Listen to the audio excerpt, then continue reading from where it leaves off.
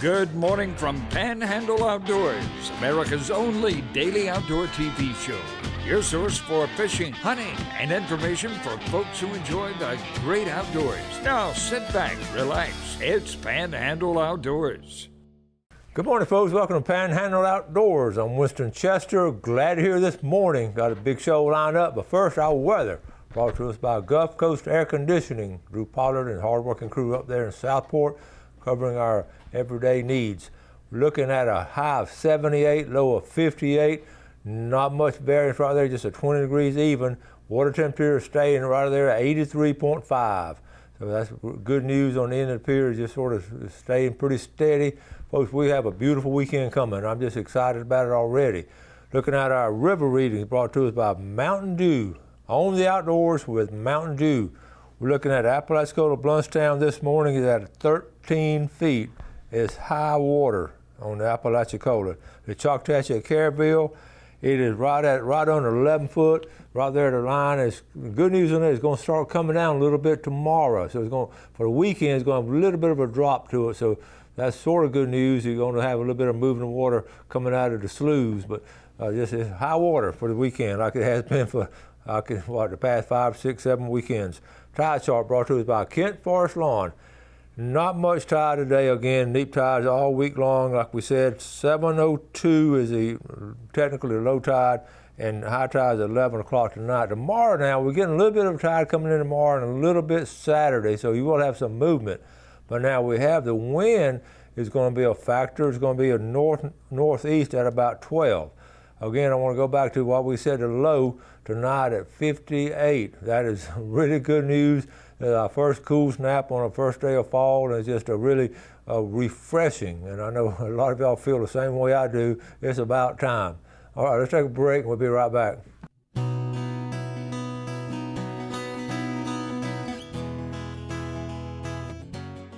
Okay, welcome back. Coming up tomorrow now is going to be an opportunity to participate in National Marine Restaurant Day, and our closest area right here is down in East Point. They call it Apalachicola. Take a look at this.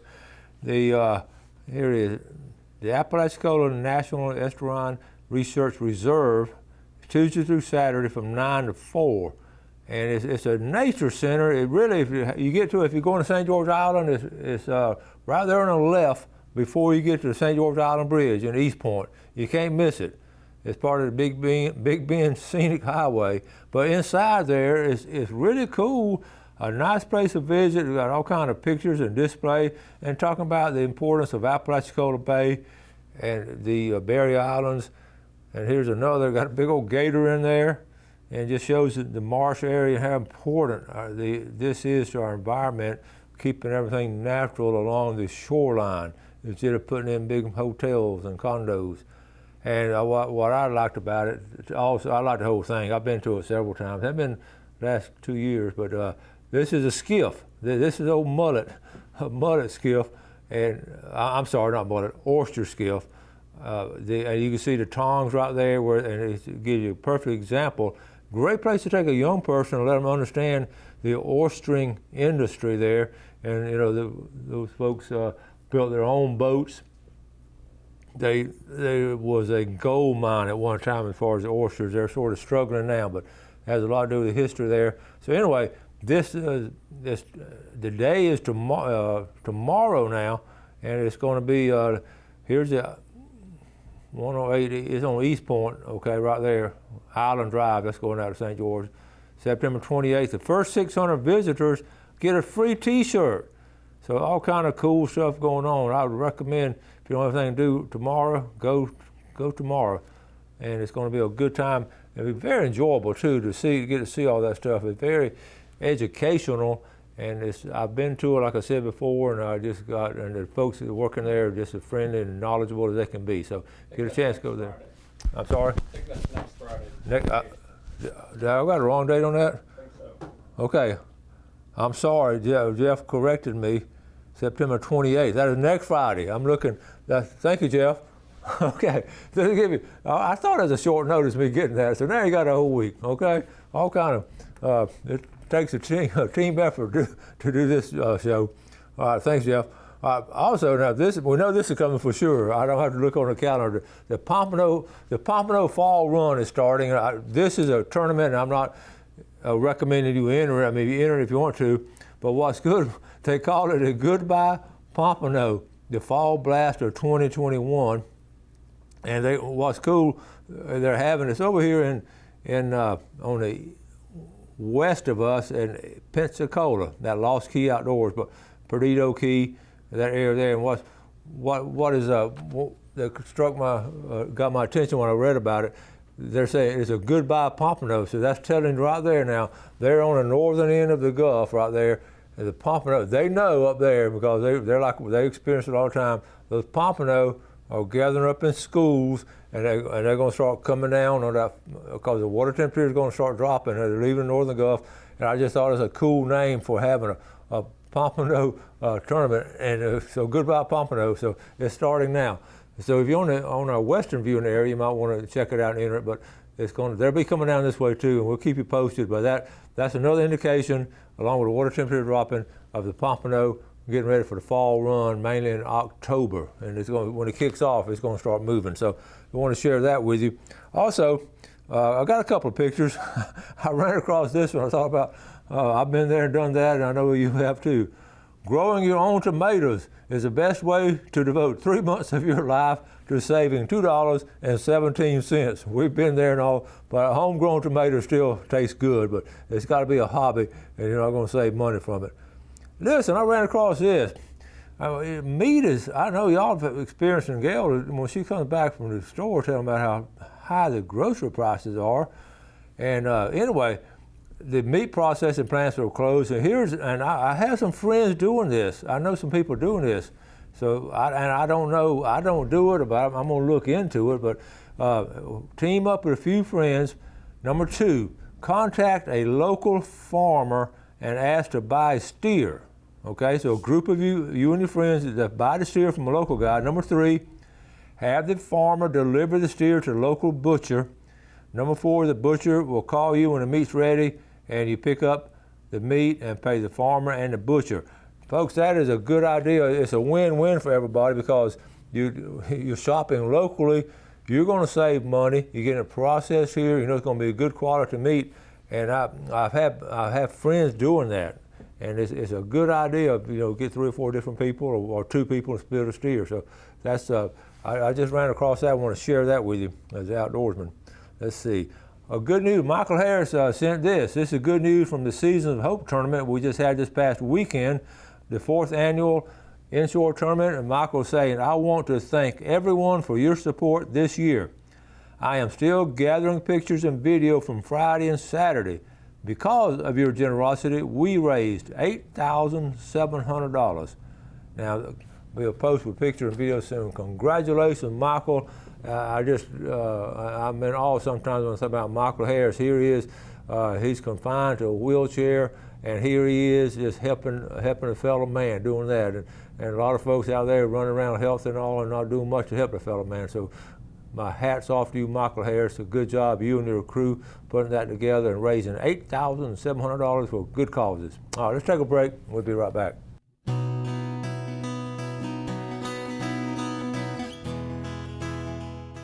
Okay, welcome back. Jeff and I were talking to him. You probably go ahead and need a call down there before you drive. Make sure you get the right date on it. This is information on their website, so I'm passing that on to you, and I can only go by what's on the website to share with you unless I know otherwise. So, but it's still you can go down there and visit, no matter if you get a free T-shirt or not. It should be open. So anyway, let's add a name on here in our pod. Just got this, Steve Noltensmeyer from Freeport. He loves fishing, loves watching Panhandle Outdoors, and welcome to our viewing audience, Steve. Glad you're here. Freeport, we got a lot of viewers over there, and Freeport is a growing area, and you understand why? Because the location. You're right there on the Choctawhatchee Bay.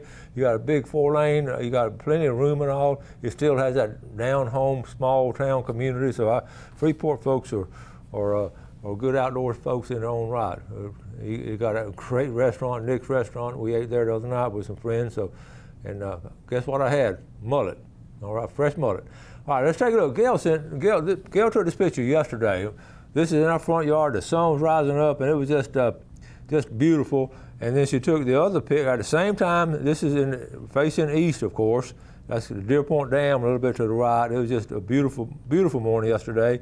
And in the front yard, looking through the oak tree, over the oak trees, the moon was setting. So this is what, and we talk about this, Gail and I do, about just stop. You just got to slow down, stop, and just look at nature and just appreciate the beauty that you have every day. And so that's a good job, Gail. Gail's a good photographer in her own right. We have some great nature pictures she's taken when we were younger and all, even back in stump hole days when it was just a real stump hole down at the Cape. It's one of my favorite pictures of the kids. I want to mention this. We had planned on having an FWC on today. There was a problem and something came up out of their control, and it was just a illness in the family, so they cannot. Bobby can't make it this month, but we'll pick it up next month or maybe next week or something, whenever he can come. But we sort of threw this show together at the last minute, so y'all bear with me as I get through it. One thing also, next Tuesday's show, I'm having a Panama City Beach commissioner come on. It goes way back to, I say way back, a week or two ago. One of the viewers, and I read it on air, sent word that he'd heard that Panama City Beach was going to dump all kind of fresh water in the pier, around the pier and everything, and all kinds of things going on. So one of the commissioners called me, and they'd heard about it, and they want to come on the show to explain exactly what's going on and exactly how it's going to affect our environment from their side. And so we'll have a commissioner. If you have any questions, you might want to email me between now and Monday, really between now and Monday, so I can get everything together and ask them some questions too. And that's good that we'll have that. So anyway, it's something we just got to stay on top of, and we want to make sure we're on top of it. I got a couple more pictures. Let me see. I want to go ahead and get into this because I get asked a lot of time, when you going to have another history segment on? And I started doing those little history segments when I was doing the book. After I did the book, I'd pull out a couple of pictures and tell you a story. And so many people over the years have come to me and just told me, when I run into them, how much they've enjoyed the history segments of the local area, especially folks that have moved in and don't know much about it. And I was looking at it last night, and I said, I'm going to do one I haven't ever done before. I want to do a little 3 to 4 minute little spiel on the Witherell family. And this family came down in 1888 into St. Andrew. Now keep in mind, what was unique about the Witherell family, they came in with 4 sons and a daughter, 5 kids in 1888. So you can imagine, yet they were, unlike the other families, I could not find any of their descendants here to interview. Now we had, the Andersons, the Davis, the Raffields, and all those families had descendants all over, and I was able to spend a lot of quality time interviewing them and get family stories. But the Witherell family they didn't disappear, they moved around, but I've got the story, but what they were so good at, they were good at building boats. And they asked, the reason the dad moved down here in 1888 because he was looking for the prettiest bay he could find on the Gulf Coast, and they came to St. Andrew Bay. And I said I'd end up in St. Andrew. Keep in mind, St. Andrew was the hub of everything at the time. You had Parker, and then you had West Bay, but those are small communities. But St. Andrew. So here I pulled up just a couple of. I bet I'm gonna have them upside down, Jeff. Let's see. Well, they're gonna be upside down. So let's see. I think they're all going to be that way. I'll tell you what, I'll try to flip these around during the break. I'll try to flip these around. Like I said, we just put this show together real quick, but I want to share this history story with you. I do have 1 or 2 quick stories. Let me end with this one before we go to the break. I want to show you this one right here. This is what happens if you pour your concrete and your chicken walks in it. 20 minutes later, guess what's on the grill? Okay, let's take a break while I try to get these together, okay? We'll be right back.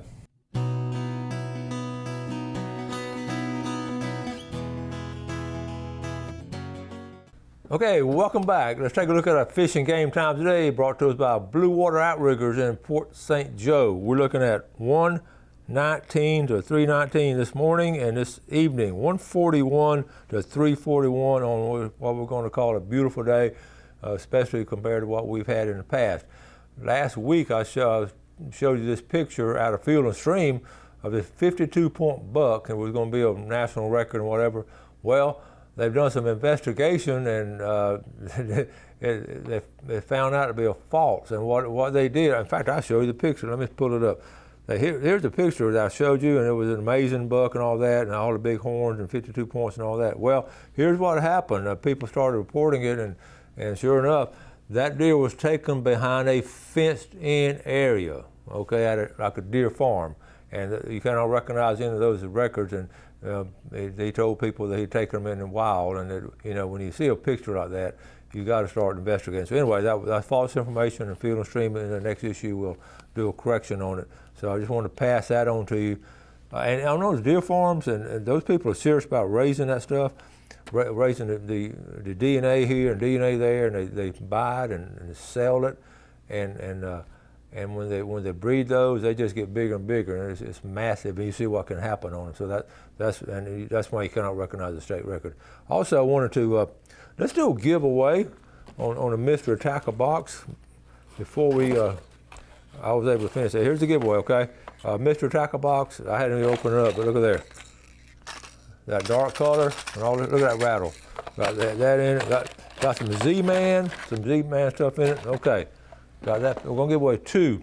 The winner of the first Mr. Attacker box, you can pick it up here at Fox 28 Studio, the winner is going to be from Fountain, Brycey Cobb. I'm gonna put that right there, Brycey Cobb. And the winner of the second one, let's see what's in the second one. They mix them up. You know what? This one is still, okay. I don't know what's in it, it's a mystery. So we're gonna give it away anyway. I'm sure some good stuff, okay? I usually open them up ahead of time. The winner of the second Mr. Attacker box is going to be Rodney Johnson. So Rodney, got your name right here. Let me know what you get too, okay?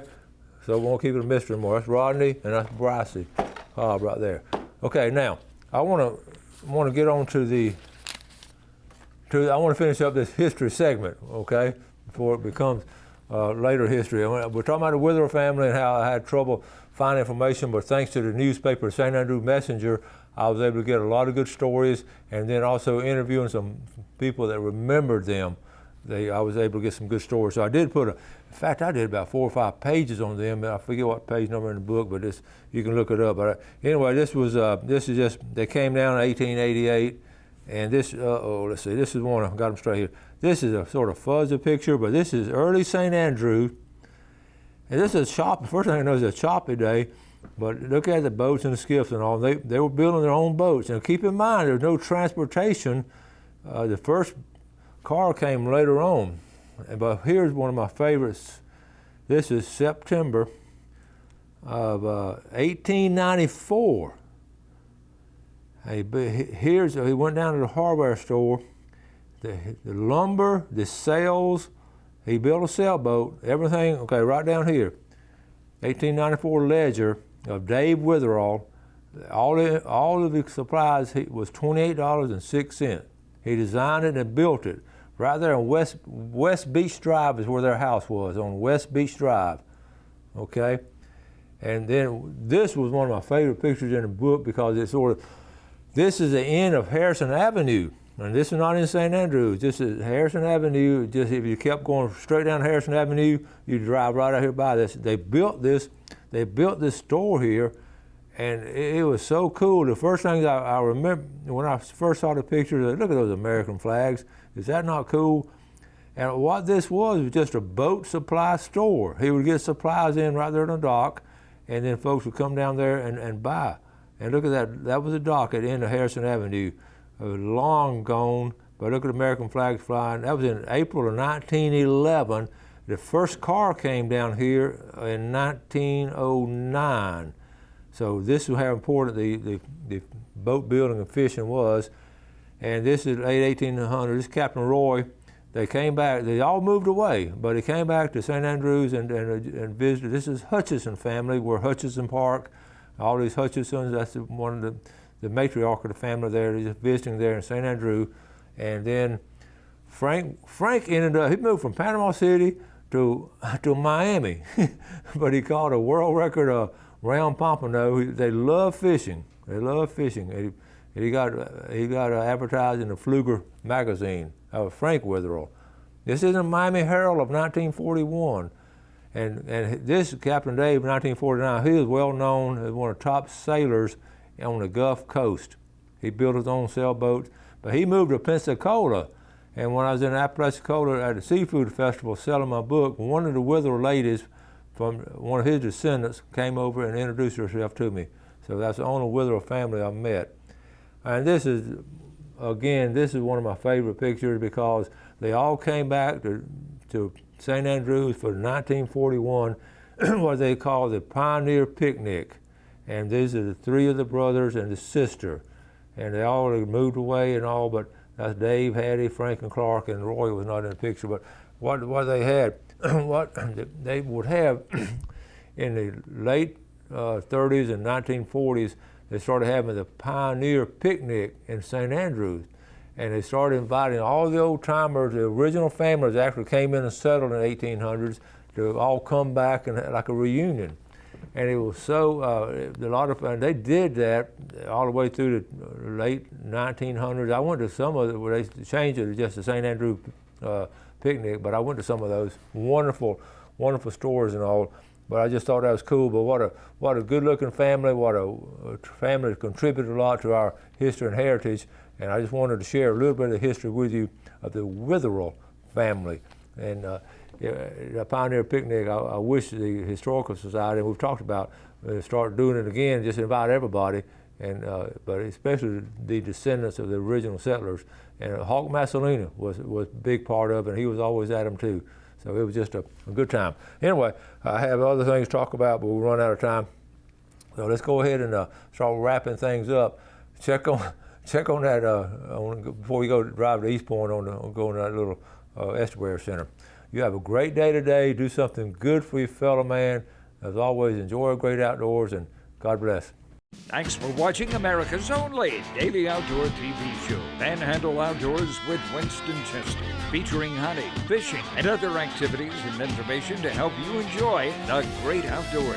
Join us next time for Panhandle Outdoors.